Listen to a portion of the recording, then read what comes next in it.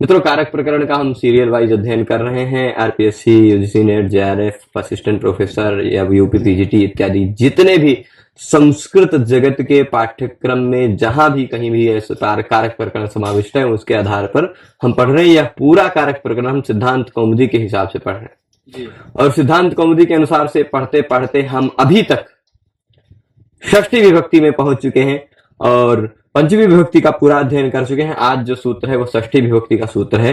वो कह रहेगा, क्या कह रहा है वो सूत्र? षष्ठी शेषे।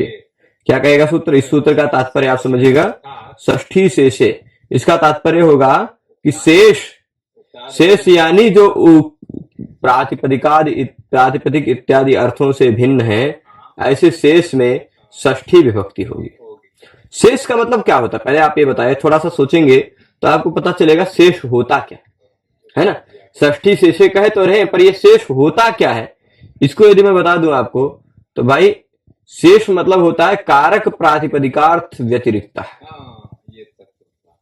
देखिए, शेष मतलब देख लीजिए, जैसे आप हिंदी में भी बोलते हैं ऐसे अपने व्यवहार में भी कि भाई इनको ये करो, इनके ये करो, इनको ये करो, और जो बचे हैं उनको वो करो, है ना। जो बचे हैं मतलब क्या, बचे क्या है?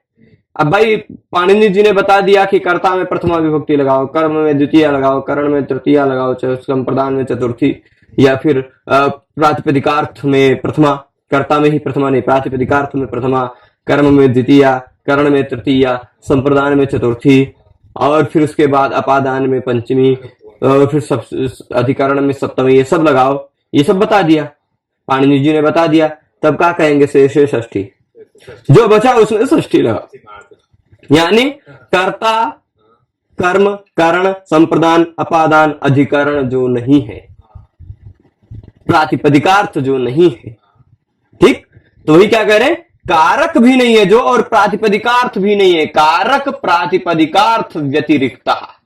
कारक और प्रातिपदिकार्थ से अतिरिक्त जो है वही है शेष, है ना। शेष क्या है, बचा क्या? जब कारकों में बता दिया, कर्ता कारक में ये होगा तृतीया लगा दो, करण कारक में तृतीया लगा दो, कर्म कारक में द्वितीया लगा दो, संप्रदान कारक में चतुर्थी लगा दो, प्रातिपदिकार्थ में प्रथमा लगा दो, इसमें सप्तमी लगा दो, ऐसा सब कुछ बता दिया। अपादान में पंचमी लगा दो, तो बचा क्या?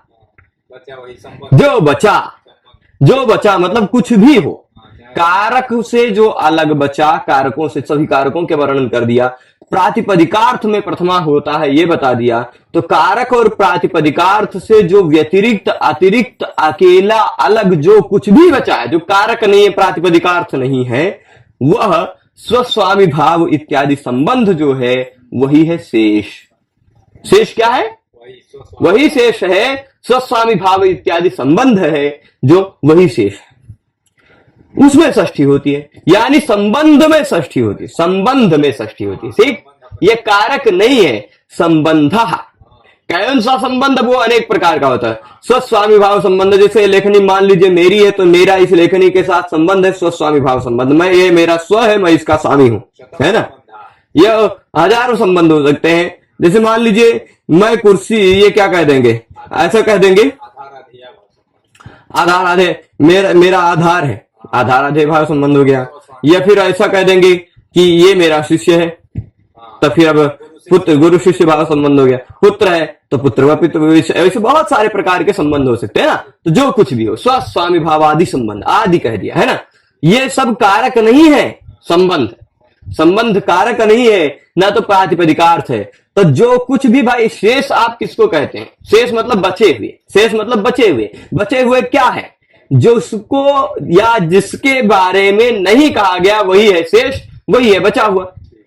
जिसके बारे में नहीं कहा गया वही तो शेष है, वही तो बचा हुआ है, तो वही शेष है। कारक प्रातिपदिकार्थ व्यतिरिक्त। कारक के बारे में कहा गया है, प्रातिपदिकार्थ के बारे में कहा गया है, कारकों में अलग विभक्तियों का विधान किया गया है, प्रातिपदिकार्थ में प्रथमा विभक्ति का विधान किया गया है, परंतु उससे जो बच गया अतिरिक्त, वो स्वस्वामी भाव इत्यादि संबंध ही शेष है, शेष। और शेषे षष्ठी, उस शेष में षष्ठी विभक्ति होती है। यही ये क्या कह रहे हैं, तत्र षष्ठी स्यात्। तत्र षष्ठी स्यात् मतलब उस शेष में षष्ठी होती है, ठीक है।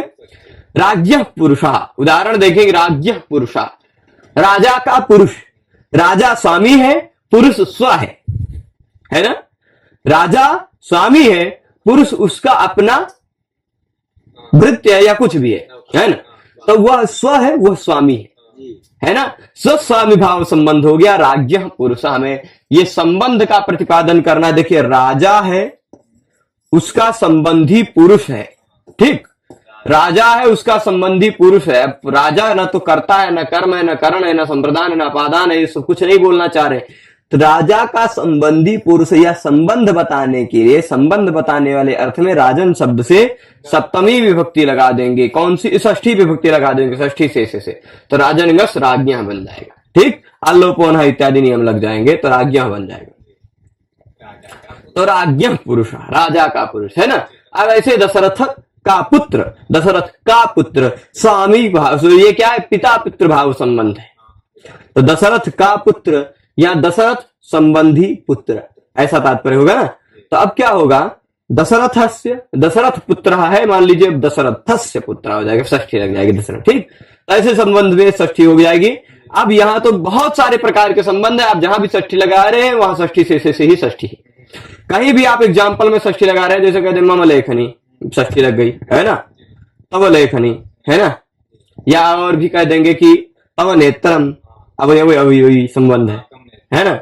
अवयव अवयवी संबंध हुआ। ऐसे बहुत सारे प्रकार के, हजारों प्रकार के संबंध हो सकते हैं, सब जगह षष्ठी होगी, ये सिंपल बात है। षष्ठी से आप सिंपल समझ सकते हैं कि कारक भी जो नहीं है, प्रातिपदिकार्थ भी जो नहीं है, वह शेष है, उसमें षष्ठी विभक्ति लगती है, यानी संबंध मात्र में षष्ठी विभक्ति लगती है, ठीक है। अब अगली बात, कारक से प्रातिपदिकार्थ से अतिरिक्त में षष्ठी विभक्ति लगती है, ये बात तो पच गई यहां तक। यहां से कर्मादीनामपि संबंध मात्र विवक्षायाम षष्ठी एव। क्या कह रहे हैं कि कर्म इत्यादि जो है ना, यदि आप अब कर्म इत्यादि को भी संबंध मात्र के रूप में कहना चाहें, किसको? कर्म इत्यादि। मान लीजिए कर्म कारक है, कर्म क्या है? कारक है। संप्रदान कारक है, कर्ता कारक है, अपादान कारक है सब कुछ है। प्रत्येक कारक जो है उनको भी यदि आप कारक के रूप में नहीं बोलना चाहते तो षष्ठी हो जाएगी। संबंध मात्र के रूप में बोलना चाहें तो, है ना। जैसे उदाहरण देंगे सताम गतम, सताम गतम, तो सज्जन लोग जाते हैं, सज्जनों का गमन मार्ग, है ना। तो यहां देख लीजिए, ये क्या है? सज्जनों का गमन मार्ग, सताम गतम। या क्या है? सद्भिर गतम, ऐसा होना चाहिए था, है ना। तो क्या होना चाहिए? कर्म क्या? एक मिनट। तो करण था, यहां हो गया सर्पिशा ज्ञान, सर्पिशो जानीते, ये करण है, ये भी करण है ना। ये कर्म होना चाहिए। हाँ, सन संतो संता संतम संतो सतः, सतः गतम, ऐसा होना चाहिए था, सतः गतम। वो कर्म को भी षष्ठी किया गया। या करण को सर्पिशा ज्ञानम, सर्पिशा ज्ञानम, दही से दूध इसके घी के द्वारा ज्ञान हुआ, है ना। घी का ज्ञान हुआ। तो सर्पिशा जानीते, हम संबंध मात्र बोलना चाहें, संबंध मात्र बोलना चाहें तो षष्ठी कहीं भी लगा सकते हैं। माता का स्मरण, माता का स्मरण, भाई मातरम स्मरती है, मातरम स्मरती, और फिर उस मातरम में जो कर्म है, उस मातरम को आप षष्ठी भी बोल सकते हैं, मातु स्मरती। अगर आप उसको संबंध मात्र बोलना चाह रहे हैं, केवल संबंध मात्र बताना चाह रहे हैं, कर्म इत्यादि को कर्म इत्यादि के रूप में नहीं बोलना चाह रहे हैं, तो संबंध मात्र विवक्षायाम षष्ठी एवं, षष्ठी भी लगा सकते हैं, है ना। हाँ, सताम गताम भी है, पर वह सताम गतम उससे पूर्व रूप में वह कर्म अवस्था में था, कर्म को षष्ठी हो गई, कर्म, है ना। एधो दकस्योपस्कुरणम, आगे आगे उदाहरण भी आएगा, आगे और भी सूत्रों में उदाहरण आएगा। क्रिया प्रतियत्ने में भी ये उदाहरण है, क्रिया प्रतियत्ने का ये तो आत्मनेपद का उदाहरण है। एधो दकस्योपस्कुरुते, एधा ईंधन, दकस्य, दक और उदक दोनों जल के पर्यायवाची शब्द, ठीक है। तो एधो दकस्य उपस्कुरुते, एध जो है ना ईंधन, दक यानी जल का, उपस्कार करता है मतलब गुणाधान कर रहा है, जल में गुण का आधान कर रहा है, प्रतियत्न कर रहा है। प्रतियत्न मतलब होता है गुण का आधान। देखिए ईंधन के ऊपर आप जल रखिए, तो ईंधन में जो गुण है वो जल गुण का आधान कर लेगा, है ना, जल उष्ण हो जाएगा। तो वो बात है एधो दकस्य उपस्कुरुते, जो ईंधन का गुण है उसको आधान। हाँ, तो अब देखिए यहां क्या है, एधा दकस्य, दकस से षष्ठी लग गई। संबंध मात्र के रूप में हम किसी को भी बोलना चाहें, कोई भी हो, वो हो जाएगा। भजे शंभो चरणयो, है ना, शंभो चरणयो भजे, तो शंभु भजे, शंभु को भजन कर रहे हैं, या शंभु चरणऊ भजे, चरणों है ना, शंभु के चरणों को भजन कर रहे हैं, लेकिन शंभु चरणयो भजे हो गए। चरणों भजे। हाँ, तो ये तात्पर्य होना चाहिए था, कर्म होना चाहिए था, पर षष्ठी लग गई, है ना। कहीं भी फल ही तृप्ता, फल खा के पेट भर गया, फल खा के पेट भरा तो फला नाम तृप्ता, कारण है उसको आप संबंध मात्र बताना चाह रहे हैं, तृप्त हो गया फलों का, है, तो संबंध मात्र में बोलना चाह रहे हैं, षष्ठी हो सकती है। ऐसे कोई भी उदाहरण जहां भी आपको षष्ठी दिखाई पड़ रही है, सब जगह संबंध मात्र की विवक्षा में षष्ठी हुई है। तो इस सूत्र का निष्कर्ष क्या है? इस सूत्र का निष्कर्ष केवल इतना ही है भाई कि अब इतना ध्यान रखिएगा, षष्ठी से कहता है शेष में षष्ठी होती है। कहां पर षष्ठी होती है? शेष में। शेष क्या है? जो नहीं कहा गया, जो नहीं कहा गया है वही है शेष। क्या नहीं कहा गया है? तो कारक कह दिया गया है, प्रातिपदिकार्थ कह दिया गया है। कारक और प्रातिपदिकार्थ से अलग जो है वह कारक प्रातिपदिकार्थ व्यतिरिक्त स्वस्वामी भावादि संबंध वही नहीं कहा गया, उसमें षष्ठी होगी। कर्म इत्यादि कारक जो है, वो कारक भी यदि कर्म इत्यादि अगर आप उनको कारक के रूप में नहीं बोलना चाह रहे हैं, संबंध मात्र की विवक्षा है, आप संबंध मात्र के रूप में बोलना चाह रहे हैं, तो आप स्वतंत्र हैं, तो षष्ठी उन सब जगह पे भी कर सकते हैं, आसानी हो जाएगी। तो इस पाठ में षष्ठी से सूत्र के पाठ में हम इतना ही रखते हैं। एक एक सूत्र थोड़ा थोड़ा छोटे छोटे पाठ में देखेंगे तो सभी विषय समझ में आएंगे। अग्रिम पाठ में आगे के सूत्रों को देखेंगे। आप सभी लोग इस पूरे पाठ में जुड़े रहे, इसके लिए आप सभी को बहुत बहुत धन्यवाद। फिर मिलते हैं अग्रिम पाठ में। नमः संस्कृताय।